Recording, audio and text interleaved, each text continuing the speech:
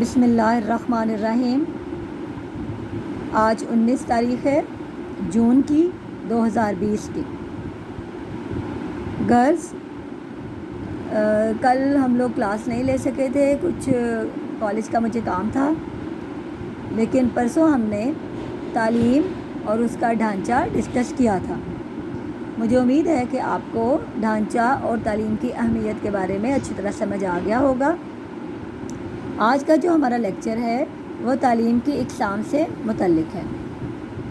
تعلیم کی اقسام جو ہے وہ تقریباً 12 سے 15 یہاں پائی جاتی ہیں۔ تعلیم کی اقسام کے حوالے سے آپ وہ بچے جنہوں نے education as a optional subject رکھا ہوا ہے وہ وہاں بھی پڑھتے ہیں۔ تو پاکستان میں مختلف اقسام کی تعلیم دی جاتی ہے جس کی تفصیل درج ذیل ہے۔ نمبر 1، رسمی تعلیم۔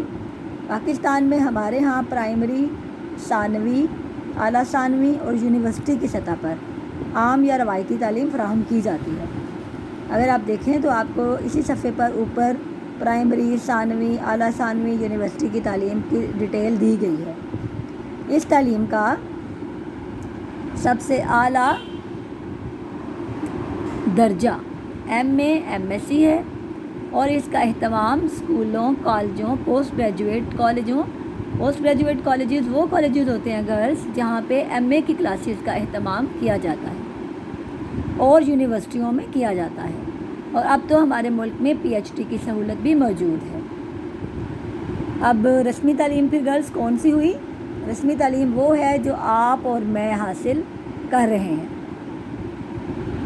طبی تعلیم 1947 میں پاکستان میں کنگ ایڈورڈ میڈیکل کالج واحد کالج تھا جو تعلیم کے بعد پاکستان کے حصے میں آیا۔ پاکستان کے چاروں صوبوں کے بڑے بڑے شہروں میں نجی اور سرکاری میڈیکل کالج قائم کیے جا رہے ہیں۔ تو یہاں پہ یہ ایک شارٹ کویسچن پیپر میں آ سکتا ہے کہ قیام پاکستان کے وقت کون سا میڈیکل کالج قائم تھا، تو اس کو انڈر لائن کریں۔ تیسری تعلیم ہے انجینئرنگ کی تعلیم۔ اعلیٰ پیمانے کے فنی ماہرین اور انجینئر تیار کرنے کے لیے پاکستان میں ٹیکنیکل انجینئرنگ کالج اور یونیورسٹیاں موجود ہیں۔ آپ کو پتہ ہے گرلز کہ انجینئرنگ کے آگے بہت ساری اقسام ہیں: electrical engineering, mechanical engineering, chemical engineering, soft ware engineering, computer engineering. تو گرلز اس سلسلے میں یہ پریکٹیکلی تعلیم اس کو تصور کیا جاتا ہے، پریکٹیکلی بچوں کو پڑھایا جاتا ہے۔ زرعی تعلیم جیسا کہ نام سے ظاہر ہے، زراعت سے ریلیٹڈ، زمینوں سے ریلیٹڈ یہ تعلیم ہے، بیجوں کے متعلق اس میں پڑھایا جاتا ہے۔ گرلز، آپ کو پتہ ہے کہ آپ کا ملک ایک زرعی ملک ہے اور آپ کے ملک کی 70% آبادی کسانوں پر مشتمل ہے۔ پاکستان ایک زرعی ملک ہے، زراعت سے آبادی کا بہت بڑا حصہ وابستہ ہے۔ زراعت میں انقلابی تبدیلیاں لانے اور زراعت پر تحقیقات کرنے کے لیے پاکستان ایگریکلچر کونسل قائم کی گئی ہے۔ بچوں، زراعت میں انقلابی تبدیلیوں سے کیا مراد ہوتی ہے؟ اب دیکھیں، پہلے جب لوگ بیل کے ذریعے ہل چلاتے تھے اور ہاتھوں سے کٹائی کرتے تھے، تو جب بھی گندم یا چاول یا اس طرح کی کوئی بھی فصل بونے کا ٹائم آتا تھا یا کاٹنے کا ٹائم آتا تھا تو محنت بھی بہت زیادہ صرف ہوتی تھی اور حاصل وصول بھی کافی کم ہوتا تھا، زیادہ اناج ضائع ہو جاتا تھا۔ اب وقت کے ساتھ ساتھ کم جگہ سے زیادہ اناج حاصل کرنے کی کوشش کی جاتی ہے۔ فرض کریں جیسے 1 کنال زمین سے پہلے 2 من گندم حاصل کی جاتی تھی، تو آج اسی سے 4 من یا 6 من اتنی ہی جگہ پر گندم اگا کر حاصل کر لی جاتی ہے۔ اس میں آج کل کے بیج اور کھادوں کا بڑا رول ہے، اور یہ سب زراعت میں تعلیم حاصل کرنے سے انقلابی تبدیلیاں ممکن ہوئی ہیں۔ اچھا جی، پاکستان ایگریکلچر کونسل، اس کو بھی انڈر لائن کر لیں کہ یہ کونسل ہے جو زرعی معاملات پر تحقیقات کرتی ہے۔ اس کے علاوہ ہر صوبے میں بھی زرعی کالج اور یونیورسٹیاں بھی بنائی گئی ہیں۔ قانون کی تعلیم، یعنی کہ وکلا اور جج تیار کرنے کے لیے۔ پاکستان کے بڑے بڑے شہروں لاہور، کراچی، پشاور، کوئٹہ، ملتان، حیدرآباد میں قانون کی تعلیم کے لیے لاء کالج قائم کیے گئے ہیں۔ نجی سطح پر لاء کالجوں کی حوصلہ افزائی کی جا رہی ہے۔ غرض نجی سطح سے کیا مراد ہے؟ نجی سطح سے یہ مراد ہے کہ پرائیویٹلی، جیسے آج کل گورنمنٹ کالجز اور سکولز کے علاوہ بہت سارے پرائیویٹ سکولز اور کالجز بھی ہمیں نظر آتے ہیں، تو حکومت حوصلہ افزائی کرتی ہے پرائیویٹ طبقے کی کہ وہ بھی ایسے سکولز اور کالجز کھولیں۔ ان اداروں میں اسلامی قانون کی تعلیم کا بھی خصوصی بندوبست ہے، یعنی کہ صرف ویسٹرن لاء کے بارے میں نہیں پڑھایا جاتا، کیونکہ آپ کا ملک ایک اسلامی ملک ہے، ہم سب ایک اسلامی ملک کے باشندے ہیں، تو اسلامی ملک یعنی کہ قرآن، حدیث، فقہ، یہ ساری تعلیمات بھی ان کالجز میں دی جاتی ہیں۔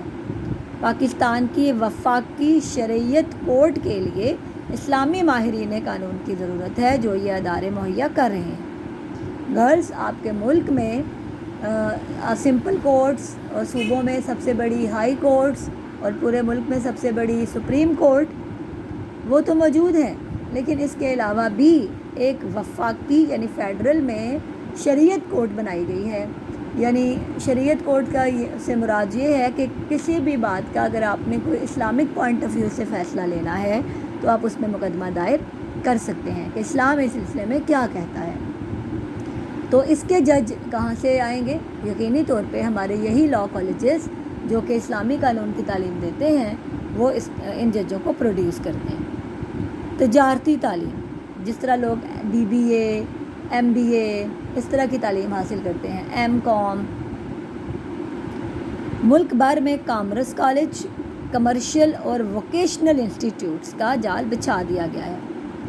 غرض ووکیشنل کا مطلب ہوتا ہے جو چیزیں ہاتھ سے کی جاتی ہیں، ہاتھ کا کام، اسے ووکیشنل انسٹیٹیوٹ کہا جاتا ہے۔ اس میں سلائی، کڑھائی، بنائی، ان تمام چیزوں کے علاوہ آپ کے بہت سارے اور معاملات بھی اس میں زیر بحث لائے جا سکتے ہیں۔ ملک میں کئی یونیورسٹیاں بھی بزنس ایڈمنسٹریشن کی ڈگریاں عطا کر رہی ہیں۔ لاہور میں Lahore university of management sciences, جس کو لمس کے نام سے پکارا جاتا ہے، پنجاب یونیورسٹی، اور کراچی میں آغا خان یونیورسٹی اور انسٹیٹیوٹ آف بزنس ایڈمنسٹریشن، جس کو IBA بھی کہا جاتا ہے، یہ سب تجارت کی اعلیٰ تعلیم دے رہی ہیں۔ اور نجی سطح پر یعنی پرائیویٹلی بھی لوگوں نے کھولے ہوئے ادارے وہ بھی خدمات سر انجام دے رہے ہیں۔ 7واں پوائنٹ، کمپیوٹر کی تعلیم۔ کمپیوٹر جدید زمانے کی پیداوار ہے اور کمپیوٹر کے ذریعے ہر قسم کا ریکارڈ محفوظ کیا جاتا ہے۔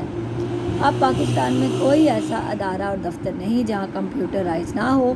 حکومت پاکستان کمپیوٹر کی اہمیت کے پیش نظر کمپیوٹر کی تعلیم پر خاص توجہ دے رہی ہے۔ ملک میں انفارمیشن ٹیکنالوجی کے لیے یونیورسٹیاں قائم کی جا رہی ہیں۔ بس آپ کو پتہ ہے نا، اب وہ فائلوں کے زمانے گئے، اب چیزوں کا ریکارڈ کمپیوٹر کے میں رکھنے کی بات ہوتی ہے، اور وہ تمام ادارے جو پہلے بڑی بڑی فائلوں کے پلندے وہاں پہ الماریوں میں بھرے ہوئے ہوتے تھے، اب چھوٹے سے کمپیوٹر میں ساری انفارمیشنز کو ریکارڈ کر لیا جاتا ہے اور فائلز کی اس طرح سے ضرورت نہیں ہے۔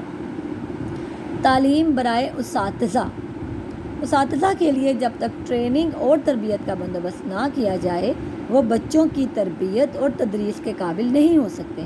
پاکستان میں اس مقصد کے لیے ایجوکیشن کالج اور یونیورسٹیاں قائم کی گئی ہیں۔ آپ کو پتہ ہے گرلز، اس میں B.Ed M.Ed کی تعلیم آ جاتی ہے اور اس کی ٹریننگ اس کے علاوہ ہے۔ جی گرلز، نیکسٹ آپ کو نظر آ رہا ہوگا تعلیم بالغوں کی۔